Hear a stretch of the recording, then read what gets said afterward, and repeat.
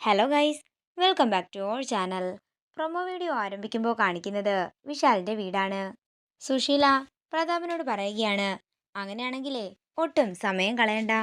കാശ് എത്ര ചെലവായാലും ഒരു കുഴപ്പവുമില്ല, മന്ത്രവാദം നടക്കട്ടെ. ഇതൊക്കെ കേട്ട് ഞെട്ടി നിൽക്കുകയാണ് ഗാർഗി.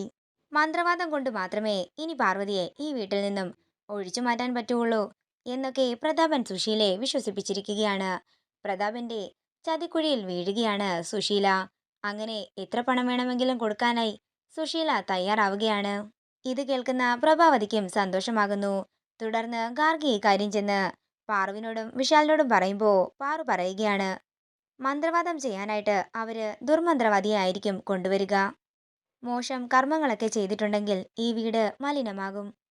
ശുദ്ധിയുള്ള സ്ഥലങ്ങളിൽ മാത്രമേ ദൈവങ്ങൾ കുടികൊള്ളുകയുള്ളൂ. ഒരുപക്ഷെ ഇത് ഗായത്രി അമ്മയെയും ബാധിക്കുമെന്നൊക്കെ പാറു പറയുമ്പോൾ ഇതൊക്കെ കേട്ട് ഒരു ഞെട്ടലോടെ നിൽക്കുകയാണ് വിശാലും ഗാർഗിയും. പ്രഭാവതിക്കും പ്രതാപനും മന്ത്രവാദിയെ കൊണ്ടുവന്ന് ഗായത്രിയെ അവിടെ നിന്ന് ഒഴിപ്പിക്കാൻ സാധിക്കുമോ? വരും എപ്പിസോഡുകളിൽ കാത്തിരുന്നു കാണാം. മറക്കാതെ സബ്സ്ക്രൈബ് ചെയ്യുക നയൻസ് ക്രിയേഷൻസ്. വീഡിയോ ഇഷ്ടമായെങ്കിൽ മറക്കാതെ ലൈക്ക് ചെയ്യുക, ഷെയർ ചെയ്യുക, കമന്റ് ചെയ്യുക.